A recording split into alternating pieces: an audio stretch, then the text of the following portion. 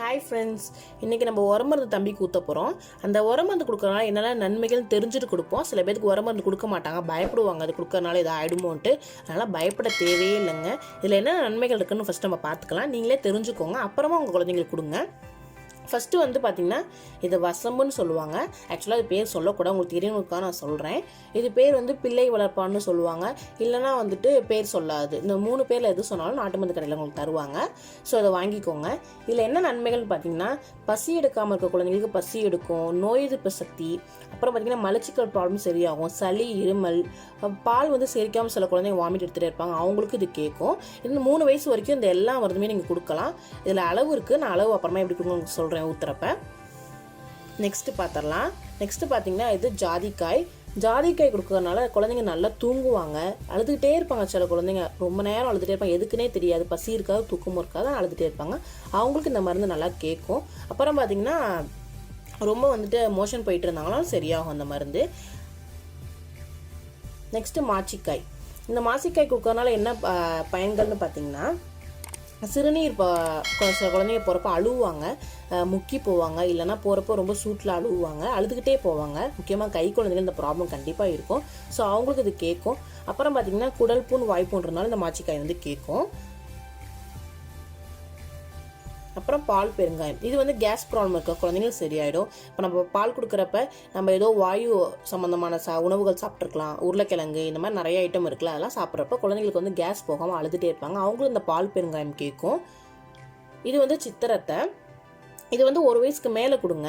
இது வந்து நெஞ்சு சளி ரொம்ப இருந்தால் குழந்தைங்களுக்கு வந்து சளி பார்த்திங்கன்னா மஞ்சளாக பச்சையாக இருக்கும். அந்த மாதிரி ரொம்ப சளி நிறையா நெஞ்சு சளி இருக்கவங்களுக்கு மட்டும் இது கொடுத்தா போதும். 1 வயசுக்குள்ளே இது கொடுக்க தேவையில்லை, மற்ற பொருட்களே சளி கேட்கும். இது வந்து நான் தம்பி கொடுக்கல, இருந்தாலும் உங்களுக்கு காட்டுறேன். 1 வயசுக்கு மேலே குழந்தைகள் கண்டிப்பாக இதை ஊற்றுங்க, சளிக்கு கேட்கும். நெஞ்சு சளி இருந்தாலும் ஊற்றலாம், கொஞ்சம் காரமாக இருக்கும். அப்புறம் பார்த்திங்கன்னா பூண்டு கொடுக்கறனால உங்கள் பூண்டில் நிறைய நன்மைகள் இருக்குது. ஸோ பூண்டு கண்டிப்பாக கொடுங்க. இதுவுமே வந்துட்டு இந்த வாயு தொல்லை, கேஸ் ப்ராப்ளம் எல்லாத்துக்குமே இது கேட்கும். ஸோ பூண்டும் நான் சேர்த்துப்பேன். இது ஆப்ஷனல் தான், உங்கள் இஷ்டம், நீங்கள் சேர்க்கறது சேர்க்காம இருக்கிறது. நான் வந்து தம்பி இது வந்து கஸ்தூரி மாத்திரைன்னு கேட்டிங்கன்னா நாட்டு மருந்து கடையில் கிடைக்கும். இது வந்து சளிக்கு தான். இது வந்து உரமருந்து ஊற்றுறப்ப சேர்த்து நீங்கள் ஊற்றலாம், இல்லை தனியாக சளி பிடிக்கிறப்ப, இன்றைக்கி சளி பிடிச்சிருக்கு ரொம்ப அப்படிங்கிறப்ப நீங்கள் ஊற்றலாம், ஒரு பிரச்சனையும் இல்லை. இது வந்து அளவு வந்து இது டப்பாலே கொடுத்துருப்பாங்க, உங்களுக்கு தெரியும் வாங்கினீங்கன்னா. இதில் வந்து தம்பிக்கு 6 மாதத்துக்கு முன்னாடிங்கிறப்ப நான் 1/2 மாத்திரை கொடுத்தேன். இப்போ 6 மாதத்துக்கு மேலே ஆயிடுச்சுங்கிறனால நான் வந்து 10 மாதம் தம்பிக்கு இப்போ ஆயிடுச்சு. ஸோ வந்து இதில் 1 மாத்திரை நான் கொடுப்பேன். மாத்திரை பார்த்திங்கன்னா இப்படி இருக்கும். இதில் நீங்கள் 1 மாத்திரை 6 மாதத்துக்கு மேலேனா, 6 மாதத்துக்குள்ளே நீங்கள் 1/2 மாத்திரை கொடுத்தா குழந்தைங்களுக்கு போதும். இதுவும் ஆப்ஷனல் தான், உங்கள் இஷ்டம். இதை நான் கொடுப்பேன், அதனால் உங்களுக்கு சொல்கிறேன். இது பூண்டு ஆப்ஷனல் தான். இதில் வந்து என்ன மிஸ் ஆகுதுன்னா கடுக்காய் மிஸ் ஆகும். கடுக்காய் வந்து நான் ஆரம்பத்தில் தம்பிக்கு தரல, அதனால் நான் சேர்க்கலை. ஆனால் நீங்கள் வந்து ஃபஸ்ட்டு இப்போ கொடுக்க போகிறீங்கன்னா கண்டிப்பாக நீங்கள் சேர்த்துக்கலாம். அப்புறம் பார்த்தீங்கன்னா சந்தனக்கல். இது பேர் பார்த்தீங்கன்னா சந்தனக்கல். இதுதான் நான் மருந்து உரசுற கல். இது வந்து கல்லோ மண்ணோ உரசுறப்போ வராது. ஸோ ரொம்ப சேஃப்டியாக இருக்கும் குழந்தைங்களுக்கு, அதுதான் ரொம்ப முக்கியம். ஸோ அதனால் சந்தனக்கல் வாங்கிக்கோங்க. சில பேர் கருப்பு கல் யூஸ் பண்ணுவீங்க, அது உங்களோட ப்ரிஃபரன்ஸ்க்கு ஏற்ற மாதிரி. ஸோ இப்போ நம்ம வீடியோக்குள்ளே போயிடலாம், எப்படி குழந்தைங்களுக்கு ஊற்ற போகிறோம்னு சொல்லிட்டு பார்த்துடலாம். இப்போ மருந்து ரெடி பண்ணிடலாம் வாங்க. இப்போ நான் விளக்கில் வந்து விளக்கெண்ணெய் ஊற்றி வச்சுருக்கேன், வேறு எந்த எண்ணெயும் ஊற்றக்கூடாது வயிற்றுக்குள்ளே போகிறனால. ஸோ விளக்கெண்ணெய் ஊற்றி வச்சுக்கோங்க. நம்ம விளக்கை ஏற்றிட்டு நெக்ஸ்ட்டு வந்து சுடுதண்ணி எடுத்து வச்சுருக்கேன், நல்லா கொஞ்சம் வெதுன்னு. அதில் நினச்சி தான் நம்ம மருந்து உரைக்க போகிறோம், 10 மாத குழந்தைனால. இதுவே நீங்கள் 6 மாதத்துக்குள்ளே இருக்க குழந்தைங்களுக்கு தாய்ப்பால் எடுத்து வச்சுக்கலாம். அதில் நினச்சி தான் நீங்கள் வந்து மருந்தெல்லாம் உரைக்கணும். இப்போ ஃபஸ்ட்டு பூண்டை நான் சுட்டுக்கிறேன். பூண்டு காரமாக இருக்கனால கொஞ்சம் நல்லா சுட்டுக்கோங்க. சுட்டுட்டு சுடுதண்ணியில் நினச்சிட்டு இப்போ தம்பிக்கு ஒரு 5 டைம் உரைப்பேன். லைட்டாக தான், ரொம்ப அழுத்தி வந்து நீங்கள் உரைக்கக்கூடாது. இதுவே சின்ன குழந்தைங்களுக்கு ஒரு 2 தடவை நீங்கள் 1 தடவை உரைச்சா போதும். அடுத்து வந்து அதே மாதிரி பேர் சொல்லாது, இதை வந்து நல்லா அப்படியே சுட்டுக்கோங்க. சுற்றியும் நல்லா சுட்டுக்கணும், ஏன்னா பச்சையாக மருந்து போயிட்டா குழந்தைங்களுக்கு வந்து வயிற்றுக்கு எதாவது பண்ணிடும், காரமாகவும் இருக்கும். ஸோ நல்லா சுட்டுக்கோங்க. ஒரு தடவை செக் பண்ணிவிட்டு அதுக்கப்புறம் சுடுதலை நினச்சிட்டு உரைங்க. தம்பி வந்து 10 மாத குழந்தைங்கிறனால நான் 10 தடவை உரைக்கிறேன். அடுத்து வந்து மாசிக்காயை உரைச்சிக்கலாம். மாசிக்காய் வந்து ஃபஸ்ட்டு நல்லா சுட்டுக்கலாம். ஒரு இடிக்கி மாதிரி யூஸ் பண்ணி சுட்டுக்கோங்க, ரொம்ப சின்னதாக இருக்கனால சரியாக சுடாமல் விட்டுறக்கூடாது. இந்த நல்லா சுட்டுக்கிட்டு அதே மாதிரி ஃபஸ்ட்டு மருந்து எப்படி 10 தடவை உரைச்சோமோ அதே மாதிரி தான் இதையும் 10 தடவை உரைக்கணும். மேலேருந்து கீழே, கீழேருந்து மேலே, அப்படி தான் உரைக்கணும்.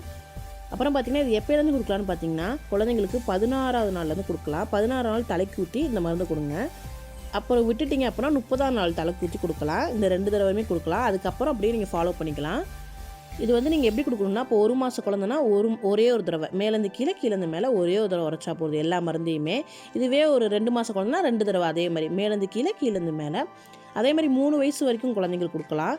ஸோ 15 மாதம் 20 மாதம் மாதத்தை கணக்கு பண்ணி நீங்கள் கீழேருந்து மேலே மேலேருந்து கீழேன்னு 20 தடவை 10 தடவைன்னு உரைச்சிக்கோங்க. இதான் அளவு கணக்கு. அடுத்து வந்து பால் பெருங்காயத்தை நல்லா சுட்டுக்கலாம்.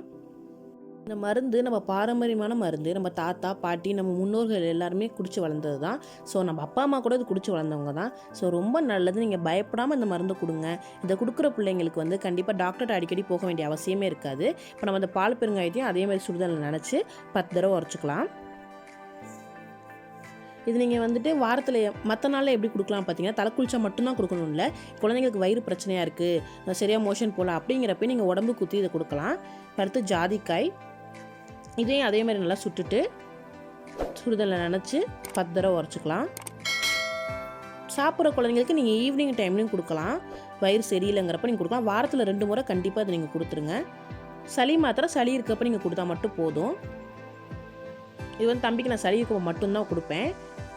இல்லை தலைக்கு ஊற்றுறப்ப நீங்கள் கொடுக்கலாம். சளி பிடிக்காமல் இருக்கிறதுக்கு இதுக்கு முன்னாடியே நீங்கள் கொடுத்துடலாம். இதில் 1 மாத்திரை எடுத்துக்கிட்டேன்.